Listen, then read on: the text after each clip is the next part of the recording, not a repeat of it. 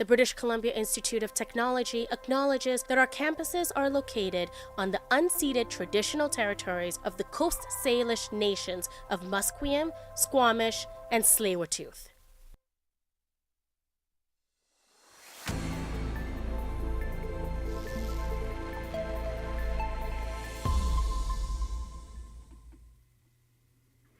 Good morning, I'm Isabella Calisi, and this is your news update to 10:30. At least 4 confirmed deaths and millions without power after Hurricane Milton hit the Gulf Coast Wednesday night. Milton avoided hitting Tampa Bay directly and instead landed south as a Category 3 storm near Florida's Siesta Key before moving out to the Atlantic. Massive flooding plagues the area, and Florida Governor Ron DeSantis is warning residents to keep vigilant during post-storm activities. Please be cautious of hazards. We have post-storm fatalities almost every storm, and a lot of these fatalities are avoidable. DeSantis says the worst storm surge was in Sarasota County, where water levels were up to 3 meters high. And in BC, advance voting stations are open today for BC's provincial election. Eager voters can now cast their ballots until tonight at 8 p.m. Elections BC says there are 343 places to vote early, although not all will be open every day of advanced voting. A complete list of locations with dates and hours are available online. Advanced voting will run from today until October 16th, excluding the upcoming Thanksgiving Monday. And BC Coroner Service says it has no record of an overdose death in the location John Rustad claimed to have seen one on Tuesday evening. During the leaders' debate, the head of BC Conservatives shared an anecdote about seeing a man dying on the corner of Robson and Hornby. There are people dying on the streets, whether it's from crime or whether it's drugs. I was on my way over here, and at the corner of Robson and Hornby, there was an individual who died. And there was emergency people rushing. This person died from an overdose. This is the British Columbia that David Eby has created. Coroners say no events have happened in the area and the leader described for the last 2.5 weeks. Rustad has now changed his story, saying what he actually saw happened near Burrard and Davie, and he was overjoyed to hear a life was saved. On the topic of Conservatives, the BC Health Coalition says it's disappointed the Conservative Party hasn't delivered on any critical answers on healthcare. The organization says it's urging the party to release a clear costing plan so voters can know its stance on public health. The coalition is planning to release a report card next week that will grade each of the main party's healthcare platforms. The director of policy and campaigns within the group says the Conservatives have a multi-million-dollar campaign budget, so there's no reason to have not released a clear platform. And the BC Green Party's Sonia Furstenau says her party will launch a task force for missing and murdered Indigenous women, girls, and two-spirited people to address, quote, systematic inequalities. She explains Indigenous women are underrepresented in missing and murdered people statistics. Furstenau says her party is committed to making the justice system truly about justice and wants to uplift marginalized communities in public safety. She states the current system has problems like racism, poverty, and the toxic drug crisis. The Green leader also promised to work with family members of the victims of serial killer Robert Pickton to address their feelings of unfairness. And internationally, Russia has hired about 200 young women from different parts of Africa to assemble thousands of attack drones to be launched into Ukraine. Karen Shamus explains. An Associated Press investigation has found that the foreigners and Russian teens are crucial to producing the Iranian-designed drones, which are primarily built in a factory in the Tatarstan region. And Nobel Prize nominations continue this week, with South Korean poet and novelist Han Kang being awarded the Nobel Prize in Literature for her novel The Vegetarian. Weather today is mainly sunny with a bit of sun and cloud, high 15, low of 7. I'm Isabella Clesi, and you're listening to BCIT's The Crow. Stay tuned for more on BCIT's 1680 The Crow.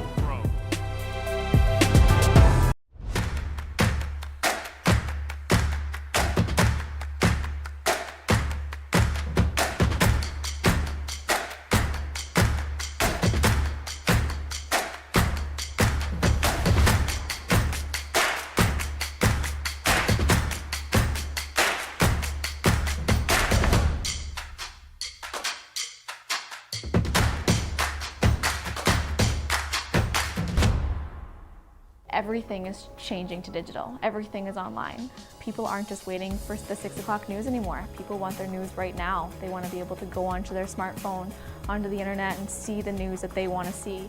Vancouver is growing at, a really rapid rate, the Lower Mainland even, and with the tools that we're given here, we're able to cover all of that.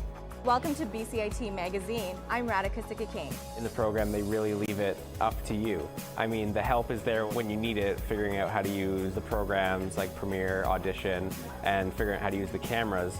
But it's up to you to sort of experiment and figure out what you can do when you go out in the field. They brought candles and flowers to remember the student who lost her life yesterday. Theresa May says the international community condemns Moscow. They really make sure that you know the basics and you are able to put out a quality product. I'm Brady Tretnero. And I'm Radhika Sikakane. Thank you for tuning in to BCIT Magazine.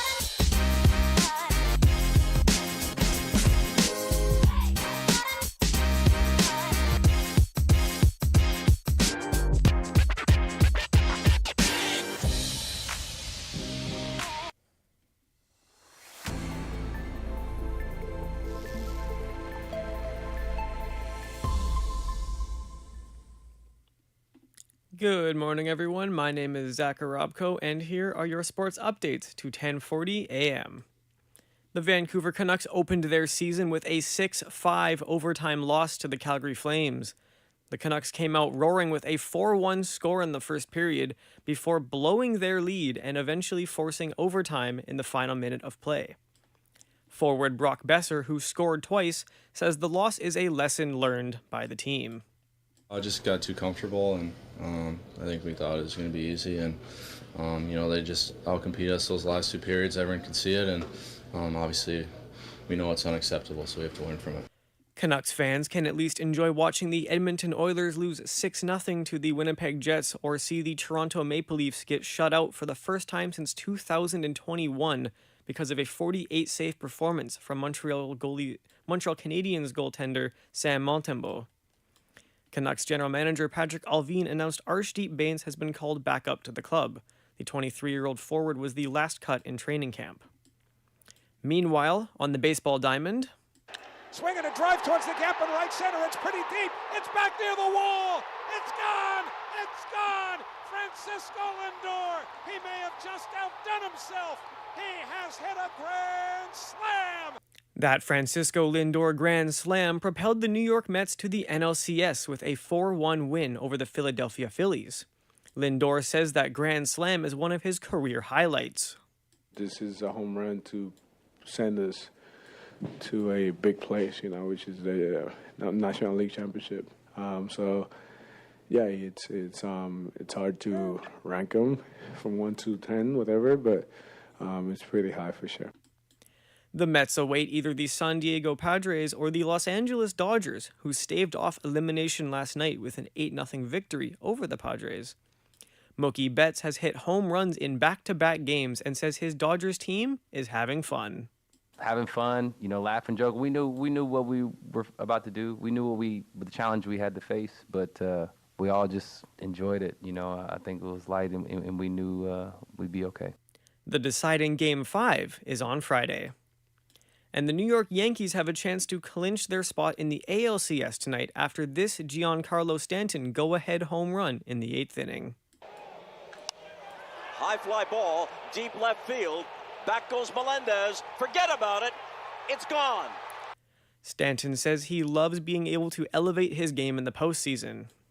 This is what I came here for. So, not always going to be successful here, but, you just got to keep working and put yourself in the best opportunity. The Yankees have their ace Garrett Cole on the mound to take on the Kansas City Royals' Michael Wacha. And as well, the Detroit Tigers can clinch their appearance in the ALCS tonight with a win over the Cleveland Guardians.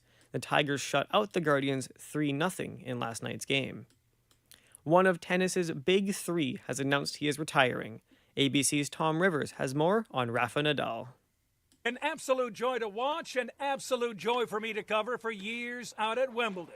Rafa Nadal, plagued by injuries, says come next month he'll retire from tennis after the Davis Cup Finals. What a player, what an athlete with 22 Grand Slam titles under his belt. Those victories in an unprecedented era he shared with his rivals in the so-called Big Three, including Roger Federer and Novak Djokovic. Tom Rivers, ABC News at the Foreign Desk. Hurricane Milton made landfall on Florida's coast as a Category 3 storm, causing damage to the state and their sports teams. The fabric roof of the Tampa Bay Rays Tropicana Field was ripped off of the stadium during part of the storm. Debris from the arena scattered across the neighborhood as the field was being used to house first aid responders.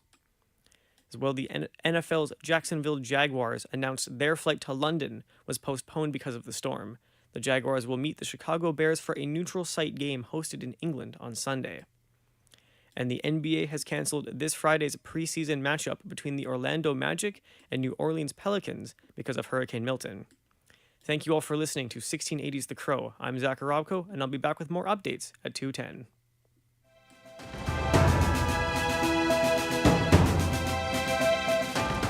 Stay tuned for more on BCIT's 1680 The Crow.